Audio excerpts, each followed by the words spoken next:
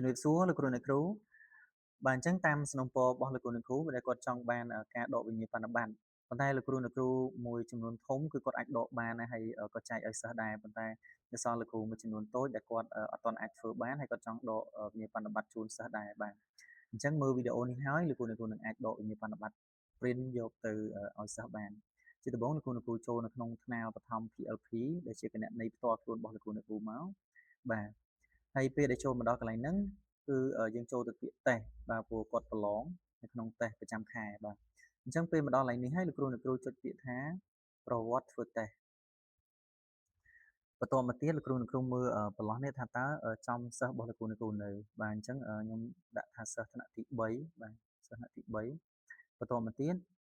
មុខវិជ្ជាយើងដាក់ទាំងអស់អញ្ចឹងទៅប៉ុន្តែលោកគ្រូអ្នកគ្រូមើលកន្លែងការបរិច្ឆេទនេះបាទលោកគ្រូអ្នកគ្រូចង់ទៅដកងារបណ្ឌបត្តិហ្នឹងត្រូវដូរការបរិច្ឆេទចាប់ពីសិនព្រោះបើអត់ដូរទេ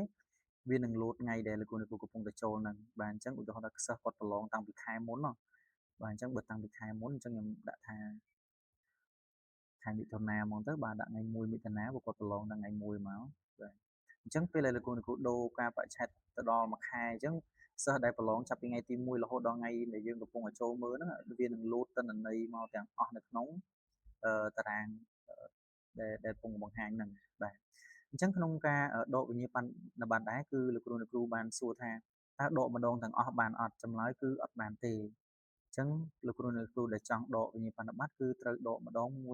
យបាទអញ្ចឹងសម្រាប់សិស្សដែលធ្លាក់គឺគាត់អត់មានវិញ្ញាបនបត្រទេប៉ុន្តែសិស្សណាដែលគាត់ប្រឡងជាប់គាត់នឹងមានវិញ្ញាបនបត្របាទដើម្បីដកវិញ្ញាបនបត្របានលោកគ្រូអ្នកគ្រូមើលមកកន្លែងនេះមកសិស្សដែលជាប់គឺគាត់នឹងមានរូបវិញ្ញាបនបត្រហើយអញ្ចឹងយើងចុចកន្លែងវិញ្ញាបនបត្រហ្នឹងមកហើយចុចពាក្យថាទាញយកវិញ្ញាបនបត្រក្រោយពេលទាញយកវិញ្ញាបនបត្រ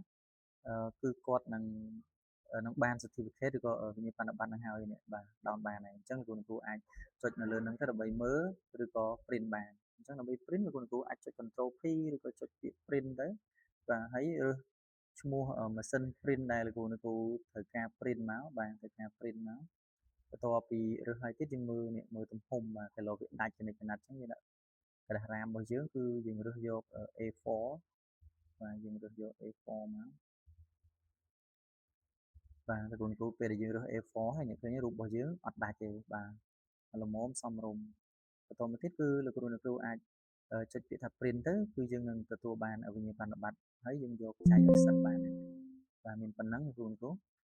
បាទឥឡូវមួយទៀតឧទាហរណ៍ថាលោកគ្រូថាសិស្សខ្ញុំប្រឡងច្រើនប៉ុន្តែហេតុអីបានបើកមកឃើញតែមកផ្ទាំងអញ្ចឹងបាទអញ្ចឹងលោកគ្រូមើលកន្លែងនេះបាទអញ្ចឹងលោកគ្រូអាចចុចទៅមុខបន្តទៀតបានបាទឥឡូវខ្ញុំចុចទៅមុខទៀតមកបាទនេះសិស្សនៅផ្សេងទៀតបាទនៅមានម្នាក់ពីរនាក់ទៀតអញ្ចឹងលោកគ្រូដោនម្ដងមួយមកដើម្បីយកទៅ print បាទខ្ញុំចុចទៅមុខទៀតនៅតែមានទៀតអញ្ចឹងលោកគ្រូចុចរហូតមកដោយសារក្នុងហ្នឹងគឺសិស្សវាប្រឡងបានច្រើនបាទហើយមុខវិជ្ជាខ្លះគាត់ប្រឡងទៅជាប់បានមួយឬក៏ធ្លាក់មួយអីចឹងទៅក៏មានដែរអញ្ចឹងទិន្នន័យទាំងអស់ហ្នឹងគឺវានៅជាមួយគ្នាបាទទាំងគណិតវិទ្យាសិក្សាសង្គមបាទផ្សេងអញ្ចឹងវីដេអូហ្នឹងមានប៉ុណ្ណឹងលោកគ្រូសម្រាប់ចែកជូនហើយសង្ឃឹមថាលោកគ្រូនឹងអាចដោនយកវិញ្ញាបនបត្រជូនសិស្សហើយនឹង print បានហើយបើសិនជាលោកគ្រូថាខ្ញុំដោនហើយប៉ុន្តែខ្ញុំភ្លេចចូលទៅ print ទៅរកនៅណាបាទលោកគ្រូអត់ប្រមាថទេអ្នកចុចមកកន្លែង file នេះមកលោកគ្រូបាទចុច file ហ្នឹងទៅ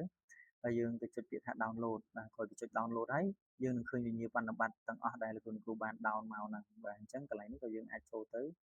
print បានដូចគ្នាបាទអរគុណច្រើន